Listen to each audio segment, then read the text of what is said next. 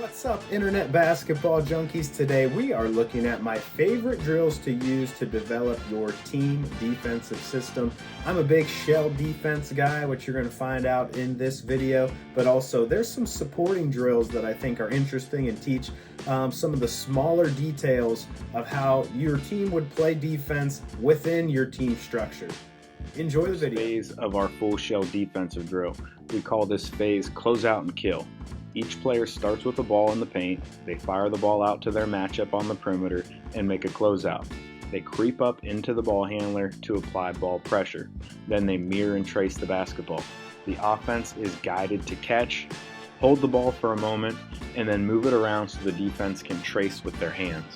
After a few seconds of fakes, the offense should make their best attacking move from a pivot. We would want them to try to get downhill as far as they can on one dribble. The defense wants to absorb the first step of the offensive player, walling off the drive with proper technique. After one dribble, the offensive player should get to a sound jump stop and protect the ball. The defense wants to jam the pivot foot of the offensive player and yell kill. Jamming the pivot of the offensive player means we want to try to straddle the pivot foot to reduce the range of motion that the offensive player can pivot. The verbal call that players get the feel for actually taking the contact and making the fall in practice so they're comfortable taking the charge in games. I acknowledge there is some risk in having players take charges in practice drills getting run over by their coach, but it's the only way they get the confidence to take them. If they aren't asked to take any in practice, I don't feel like it's realistic to ask them to take them in games. In taking the charge, we teach a few things. Number one, take the contact before falling. Some players just start to fall before the contact.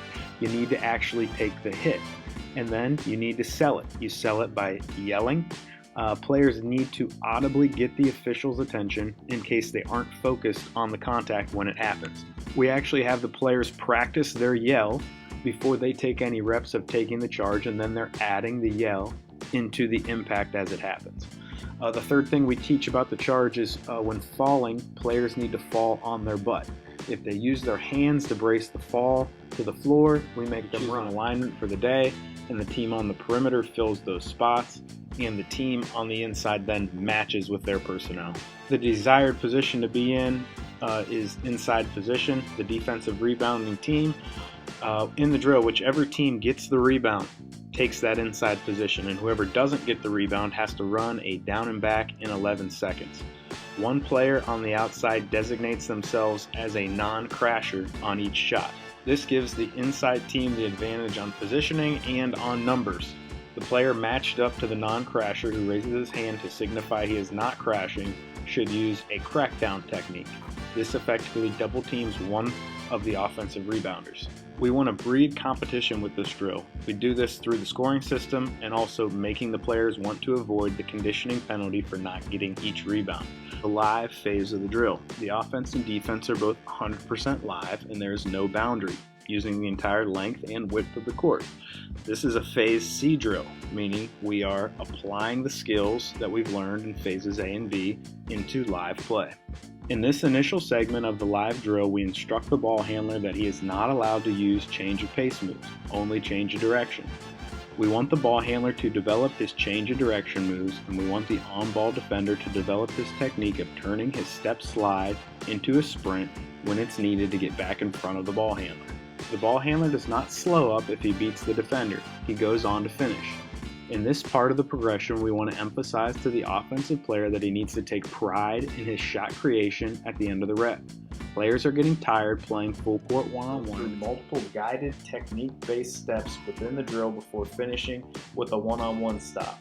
If the player doesn't get the one-on-one stop, he has to do it all over again. All players have to successfully do all of the steps and get the stop to be done with the drill, no matter how many reps it takes. The drill requires a decent amount of setup and explanation, but after the players and coaches have done it a few times, it's easy to get going. Let's dive into today's drill. We call this drill closeout and contest. This is a team defense drill, and it fits into our practice plan where we would normally do shell defense. So I consider this like a change-up drill for the team defense block in practice. I don't think there's a better way to teach team defense than using the shell drill. So that is the dominant drill in this team defense block, but I don't think you want or need to do it every day. I did a lengthy breakdown on our shell defense progression, so look that up if you're interested.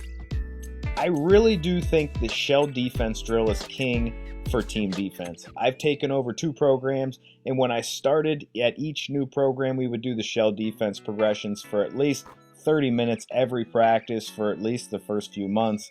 As the rotations and details of how to position yourself, communicate, help, recover, place screens, and so on become automatic, then we would downshift out of the drill. The players tell you when to start using your time differently by how well they